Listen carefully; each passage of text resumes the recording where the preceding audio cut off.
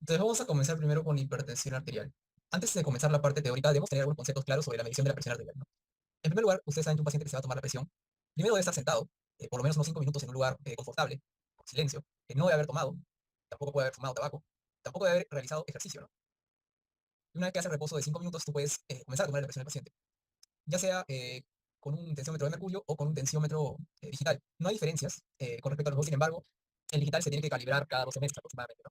Una vez que tú comienzas a tomar la presión, el CAF, el manguito debe estar a la altura del corazón, el paciente debe estar sentado sin cruzar las piernas, y tienes que saber de que no hay diferencia si se toma en el derecho o el izquierdo. Entonces, si el paciente te pregunta, doctor, ¿dónde es mejor? No hay diferencias en realidad. Si en algún momento había alguna pregunta sobre que es mejor en un lado que en otro, en realidad no hay diferencias. Lo que no quiere decir que no se deba tomar en los dos brazos. Sí se debe tomar en los dos brazos. Ahora, ¿cómo lo debes tomar? Debes tomar la presión 3 veces, según lo que dicen las guías, ¿no? Entonces va a tomar una, dos y 3 veces. La primera toma la vas a eliminar, ¿ok? Porque normalmente la primera toma siempre hay un ligero aumento de la presión arterial. Y las siguientes dos, que va a haber un intervalo de 1 minuto, lo que vas a hacer es la vas a promediar. Y ese promedio de presión arterial sistólica y diastólica va a ser tu presión. Normalmente tú vas a tener una primera medición en la primera consulta. Y en la segunda consulta tú vas a hacer la segunda medición. Si tú tienes rangos de hipertensión en mayor o igual a 2 consultas, ya podrías decir que es una hipertensión arterial. Y ya los valores vamos a hablarlos en un momento. Siempre tienes que ver, tomar la presión en ambos brazos, ¿no? Ahora, esa toma de presión en ambos brazos normalmente es en la primera visita, ¿no? No vas a estar tomando en ambos brazos cada vez que venga el paciente. ¿Para qué? Para detectar casos de, por ejemplo, de coartación de aorta, de disección de aorta, puede haber disección aórtica crónica, donde hay un diferencial de aproximadamente más de 10 milímetros de mercurio. Pero si no, no es necesario estar en cada visita tomándole en los brazos, no solamente en primeros. También en la primera visita debes tomar la frecuencia cardíaca, ocultarlo y verificar que no haya un pulso irregular, ya que la hipertensión se asocia mucho a fibrilación auricular, ¿no? Y luego, si el paciente es más de 80 años, se desmaya constantemente, sobre todo cuando se para, cuando va a orinar, cuando va al baño, hacer sus exposiciones, tienes que hacer el screening de hipotensión ortostática, ¿no? ¿Cómo se hace el screening de hipotensión ortostática? Normalmente el paciente está echado, ¿no? Está en decúbito, ¿no? Y le tomas una presión, ¿no? Después de haber tomado un descanso de aproximadamente 5 minutos. Y al minuto le vuelves a tomar la presión, pero el paciente ya parado, ¿no? Ahora, si hay un descenso de más de 10 milímetros de mercurio de la presión arterial, podrías hablar de que es una ortostatismo, ¿no? Y eso es muy importante hacer el screening, sobre todo en adultos mayores, ¿no? Ok, ahora que ustedes saben tomar la presión, vamos a comenzar a definir, ¿no? Depende mucho de la escuela que tú estés definiendo, la hipertensión. Según la escuela europea, la hipertensión es una presión arterial sistólica mayor de 140 o una presión arterial diastólica mayor de 90. Idealmente tiene que ser en 2 tomas y en 2 citas. Y según la guía americana, acá es mayor a 130 de sistólica, perdón, y mayor o igual a 80 es diastólica. Ahora, no se suele siempre, a menos que no tengas las posibilidades de hacer eso de las 2 tomas, porque tal vez el paciente quiere definir rápido si es hipertenso o no. Entonces, hay varias formas de poder hacer el diagnóstico, ¿no? Si tú haces esta toma de presión arterial en consulta, para poder considerar de que es hipertensión arterial tiene que ser mayor o igual a 140 o un 90. ¿Ok? Eso creo que lo tenemos claro. Si el paciente se hace un AMPA, o por así decirlo, el monitoreo en casa de la presión arterial, donde el paciente se toma 2 PAs en la mañana, se toma 2 PAs en la noche, y eso por 7 días, ¿no? Y luego saca un promedio. Si eso es mayor o igual a 135 con 85, es hipertensión arterial. En el mapa, que es el monitoreo ambulatorio de la presión arterial, al paciente se le deja un dispositivo en el brazo, ¿no? Donde va a recapturar la información de la presión por 24 horas. El mapa te va a botar 3 valores, un mapa diurno, el mapa en 24 horas y el mapa en la noche. ¿Cuándo considero yo hipertensión en el día? Cuando es más de 135 con 85. En 24 horas, el promedio tiene que ser mayor o igual a 130 con 80. Y el mapa en la noche tiene que ser mayor o igual a 120, 70, ¿no? Si el paciente tiene más de 120, 70 en la noche, eso se considera como un patrón non-dipper, ¿no? Non-dipper quiere decir que normalmente en la noche debe disminuir fisiológicamente más de 20 milímetros de mercurio la presión arterial. Sin embargo, este paciente no tiene un descenso de la presión tan marcado y esto es peor pronóstico para el paciente, ¿no? Que tenga hipertensión sobre todo en la noche, ¿ok? Ahora, tenemos hipertensión de bata blanca, ¿ok? E hipertensión enmascarada, ¿no? Que son algunos fenómenos también de que solemos ver en la práctica y que también se han preguntado en algunos exámenes. Por ejemplo, la hipertensión de bata blanca es aquel paciente que tiene más de 140-90 en consultorio, pero en el AMPA o en el mapa tiene valores fuera del rango de hipertensión, ¿no? Es una hipertensión que solamente se ve en el consultorio. Y esto no requiere tratamiento, ¿ok? En cambio, la hipertensión enmascarada sí, ¿no? Que en consultorio está normal, pero el mapa y el AMPA salen positivos. Eso quiere decir que es un verdadero hipertenso. Verdadero hipertenso. Y este sí requiere tratamiento. La bata blanca requiere seguimiento, ¿no? Y recordemos de que la hipertensión también es el factor modificable más importante de mortalidad por todas las causas, ¿no? Y global, ¿no? Normalmente la hipertensión, sobre todo la hipertensión primaria, comenzamos a verla a partir de los 45 a 50 años, y se asocia también a pacientes con edad avanzada, ¿no? Esto de la edad avanzada normalmente es por el envejecimiento arterial. Con respecto a la etiología, es multifactorial y el 90% son hipertensiones primarias, ¿ok? Quiere decir que es, por así decirlo, una hipertensión idiopática, ¿no? Y ya el 10% son hipertensiones secundarias, donde tú ya encuentras una causa identificable, ¿no? En cambio, la primaria se podría decir que es multifactorial. Hay algunas perlas para nosotros poder identificar quiénes tienen verdaderamente hipertensión secundaria, ¿no? Ahora, dentro del problema fisiopatológico de la hipertensión, en realidad, el que te diga que la fisiopatología de la hipertensión es una cascada de sucesos, no es cierto, porque es una enfermedad multifactorial. Hay demasiados factores que juegan alrededor de la fisiopatología de la hipertensión, ¿no? Uno de ellos es el RAS, ¿no? El sistema renina-angiotensina-aldosterona. Yo les expliqué eso en la clase pasada, ¿no? La renina, que se produce en el sistema yuxaglomerular, que se encuentra en la arteriola aferente, es liberada para convertirla en... Uno de ellos es el RAS, ¿no? El sistema renina-angiotensina-aldosterona. Yo les expliqué eso en la clase pasada, ¿no? La renina, que se produce en el sistema yuxaglomerular, que se encuentra en la arteriola aferente, es liberada para convertir el angiotensinógeno en angiotensina 1 y hasta que llegue la angiotensina 2 y produce sus efectos deleterios. Normalmente los pacientes que tienen ingesta crónica de sodio, lo que va a suceder a largo plazo es que se va a suprimir el RAS o ingesta crónica del sodio, va a incrementar la natriuresis. Y lo que va a suceder es que va a incrementar tanto el RAS que va a incrementar la presión arterial por efecto de la angiotensina 2. Y lo que va a suceder es vasoconstricción, isquemia, ¿no? Y alteración en la excreción de sodio y agua. Justo por eso vamos a la presión arterial por efecto de la angiotensina 2. Y lo que va a suceder es vasoconstricción,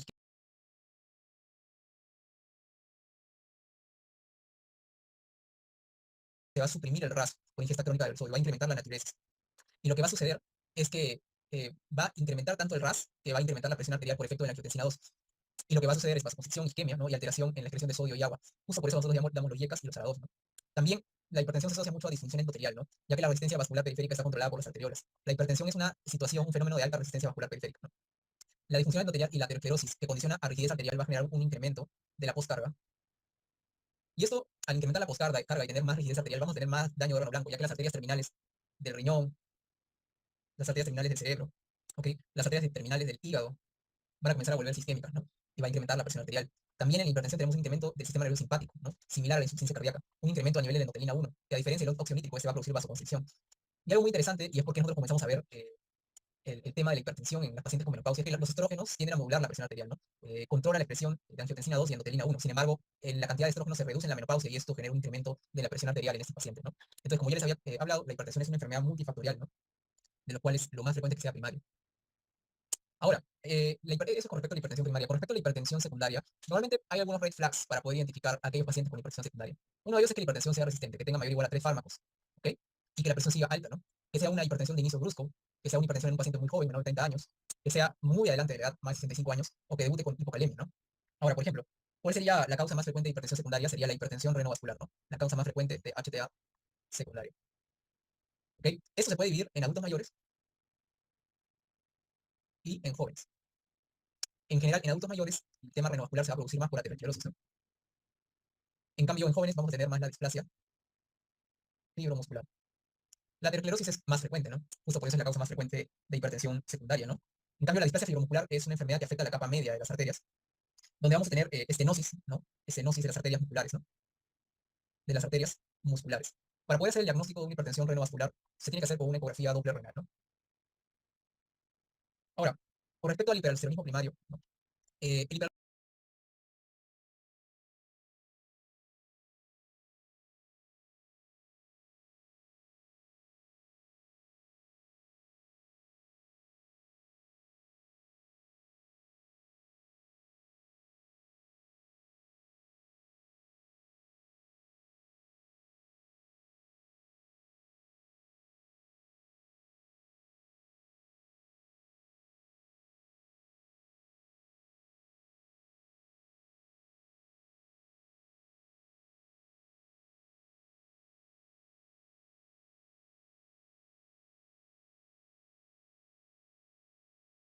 primario normalmente se caracteriza clínicamente también por producirse en jóvenes con hipertensión resistente.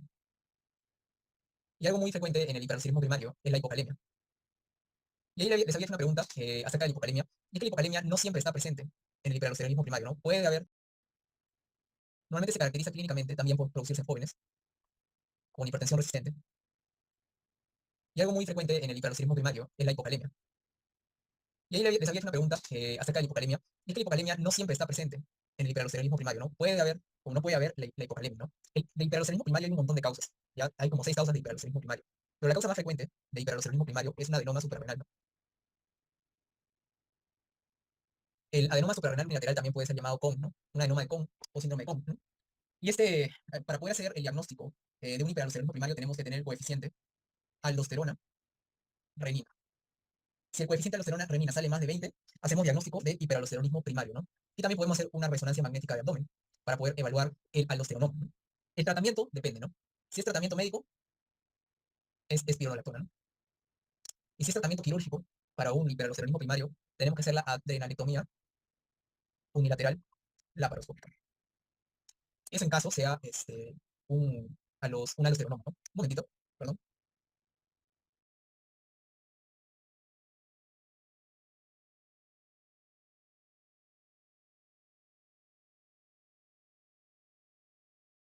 Listo, continuamos. Eso con respecto al hiperurcerismo primario, ¿no? Luego tenemos el apnea obstructiva del sueño, ¿no? El apnea obstructiva del sueño es la disminución del flujo de aire, ¿no? Superior. Y esto va a generar episodios de apnea irrumpidos durante la noche. Normalmente son pacientes que tienen obesidad y la hipertensión tiende a ser un patrón non-diper, como les había explicado, ¿no? Ahora, para poder hacer el diagnóstico de apnea obstructiva del sueño, normalmente son pacientes obesos, que roncan en la noche, que tienen episodios de apnea.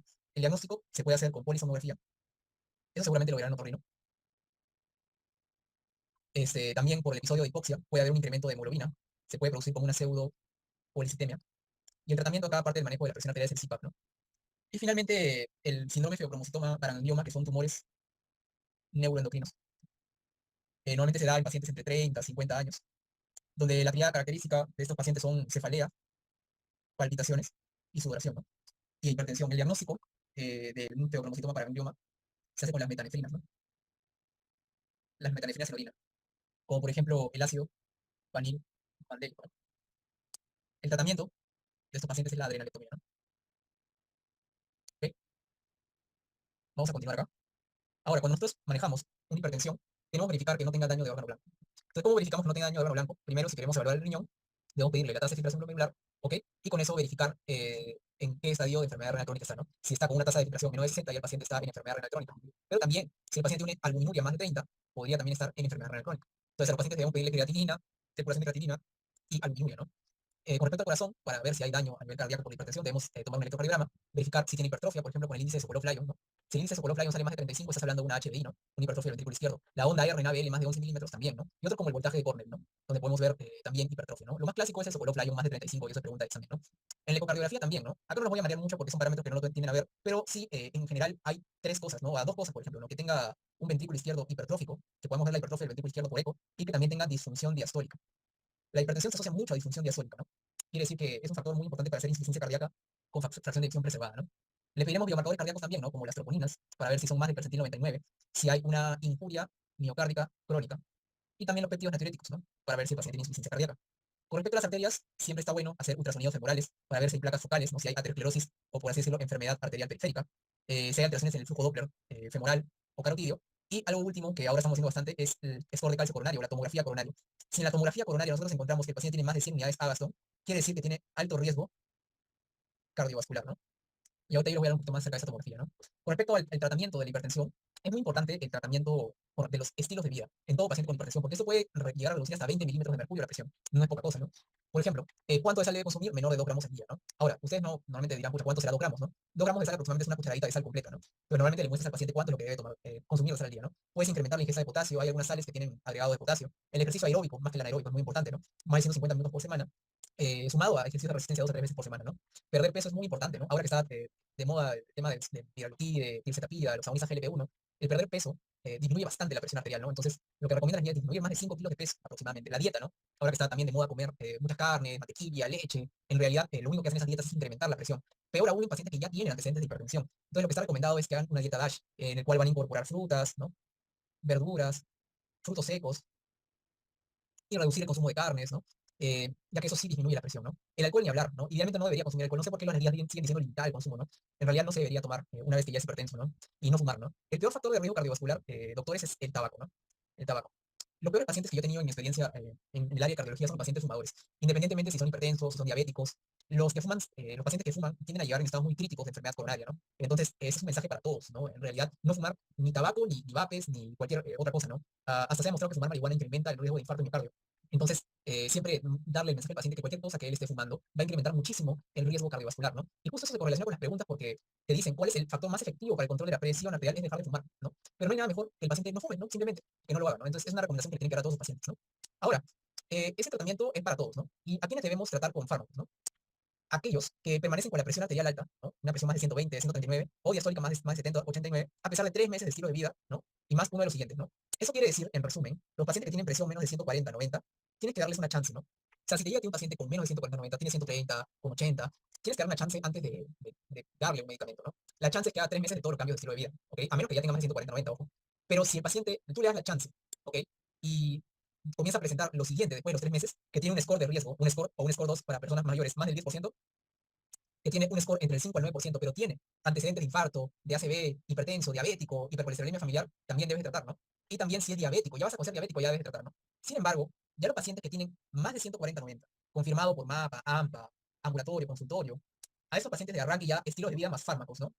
¿Ok? Entonces, en resumen, si el paciente tiene menos de 140 de presión arterial, menos de 140-90, intentar darle estilos de vida 3 meses. Si el paciente, a pesar de los 3 meses de los estilos de vida y tiene riesgo, o un score más del 10%, o tiene antecedentes cardiovasculares, o es diabético, ya debes iniciar el tratamiento. En cambio, si el paciente tiene más de 140-90, ya de saque, ya tienes que dar con fármacos y estilos de vida. ¿Y cuáles son nuestras metas, no? Si el paciente, perdón, si nos guiamos de las guías europeas, de sistólica de 120 a 129. Si nos guiamos por la guía americana, menor de 120 de sistólica. De diastólica, si es la guía europea, de 70, perdón, 70 a 80. Y si es la guía americana, menor de 70, ¿no? En pacientes adultos mayores frágiles, no le estén bajando tanto la presión, ¿no? Basta con que esté controlado entre 130 y 140, podría ser. Sin embargo, ya están saliendo algunos últimos estudios que están hablando de reducir la presión hasta por debajo de 120 y se están viendo resultados favorables. Sin embargo, esto falta que esté mejor estipulado en días. Tal vez en una siguiente clase, cuando ustedes estén pasando al recetado médico, ya las cosas o las recomendaciones van a cambiar. Pero por el momento yo sí les sugeriría, por la experiencia también, que si están manejando adultos mayores, no traten de bajarles mucho la presión. Si el paciente puede hacer sus actividades con 130, 135 de presión, normal, no hay ningún problema. No tienes que animarte a bajar a 110 a un abuelito de 90 años, ¿no? Entonces, esas son mis recomendaciones, ¿no? Vamos a la siguiente. Ahora, para poder iniciar el tratamiento, si el paciente tiene alguna de las siguientes, ¿ok? Fragilidad moderada severa, hipotensión ortostática y es más de 85 años, o solo es uno de esos pacientes que te digo que tiene menos de 140, ¿no? O sea, un paciente con menos de 140 de sistólica, pero tiene riesgo. Estos son los pacientes para monoterapia. El que te van a preguntar es el de acá, el mayor de 85 años, ¿no? ¿En quiénes se prefiere la monoterapia? En pacientes mayores de 85 años. En todos los demás vamos a iniciar las combinaciones clásicas. Normalmente todo paciente debería iniciar con una terapia doble, ¿no? Correspondiente a un YECA o un ARA más un calcio antagonista o un diurético. Por ejemplo, vamos a dar nuestro YECA, o no, YECA no me gusta mucho. No, les mentiría si doy YECA. Yo no suelo dar ningún YECA, solamente doy YECA cuando estoy manejando insuficiencia cardíaca. Pero cuando estoy manejando hipertensión suelo dar más ARAS, ¿no? Vamos a dar un ARA2, ¿ok? Ok, vamos a darle los sartán, que es lo que más frecuente van a tener ustedes en sus hospitales o postas, ¿no? Porque hay mejores medicamentos que los sartán realmente. Usamos irbesartán, telmisartán. Pero bueno, vamos a darle los sartán y de diurético le vamos a dar hidroclorotiazida. Entonces es nuestro inicial. Por ejemplo, le damos los sartán 50 miligramos y le damos hidroclorotiazida 12,5 al día, ¿no? Entonces es nuestra primera medida, ¿no? Luego, a mi paciente que le doy solamente los sartán y hidroclorotiazida, le voy a controlar la presión a los 1 a 3 meses, ¿no? Preferiblemente un mes, no lo vas a perder 3 meses. Y no controla. Entonces lo que te dice la guía es que deberías darle triple terapia a baja dosis. Ahora, ¿se han dado cuenta que no te dice incrementar dosis de los sartán o incrementar dosis de hidroclorotiazida, sino que te dice agregar? Quiere decir que tiene más beneficio agregar fármacos que incrementar dosis. Ese es un concepto clave en hipertensión arterial. En la práctica, normalmente yo lo que hago es incrementar la dosis, ¿no? Antes de pasar a otro medicamento por el tema de costo, pues, ¿no? Pero lo que te dice la guía es que puedes, ¿no? Entonces, eh,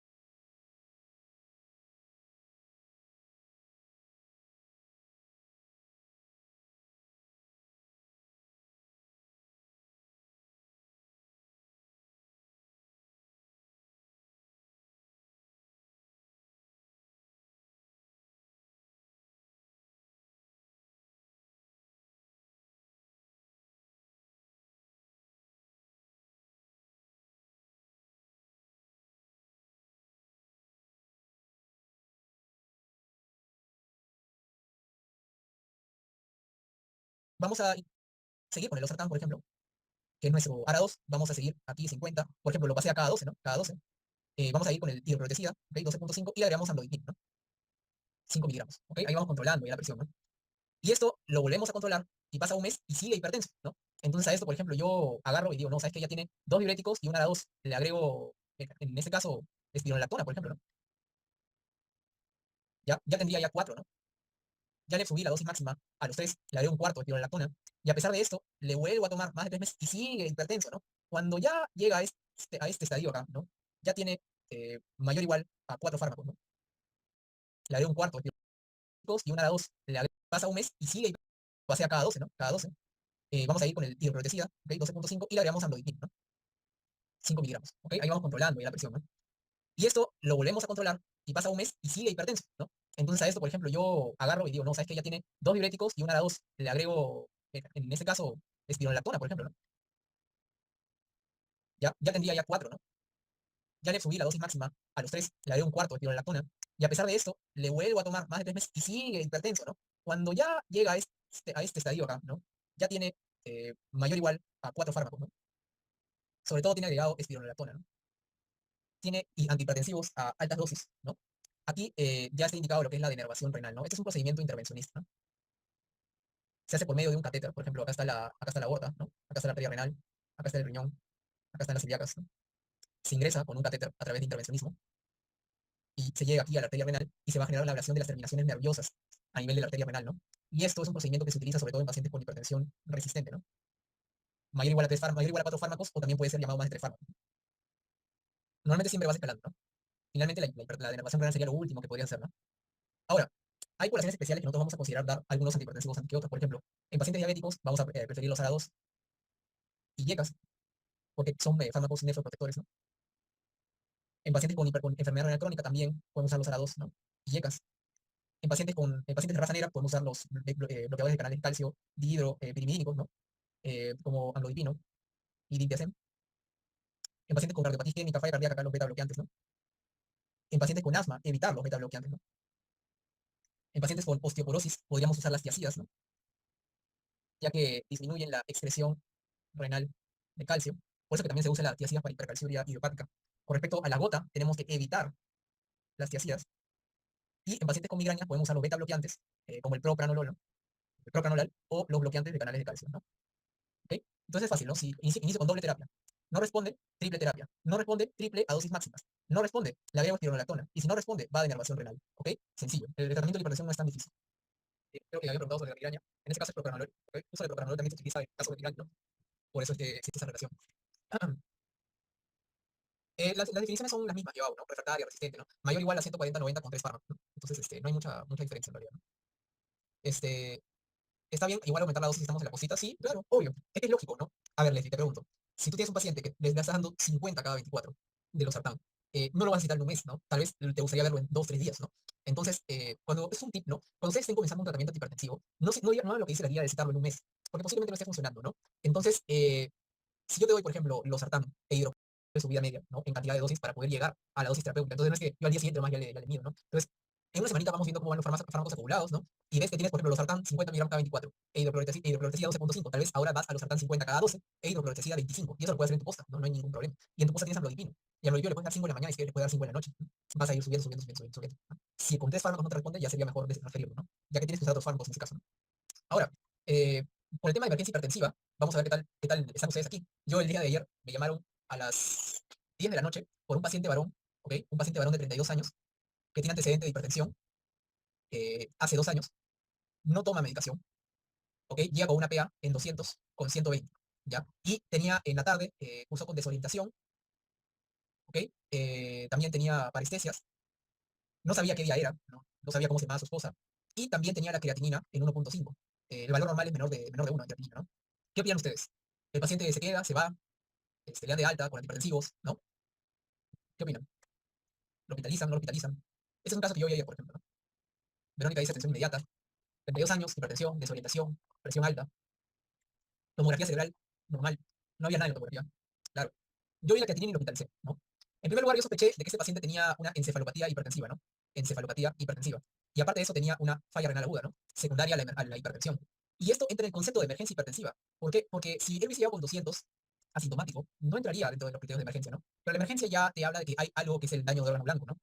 Y en estos pacientes tienes que tener bastante cuidado porque tenemos que vigilar la presión arterial, ¿no? Si el paciente llega con estos valores de presión arterial, una sistólica más de 180, una diastólica más de 120, yo tengo que evaluar si hay daño de órgano blanco. Si hay daño de órgano blanco, como por ejemplo, hay disección aórtica, edema agudo de pulmón, síndrome coronario agudo, falla renal aguda, preeclampsia, feocromocitoma, hemorragia intracerebral, stroke. Acá tenemos que agregarle también la encefalopatía pulmón, síndrome coronario agudo, falla renal aguda, preeclampsia, feocromocitoma, hemorragia intracerebral, stroke. Acá tenemos que agregarle también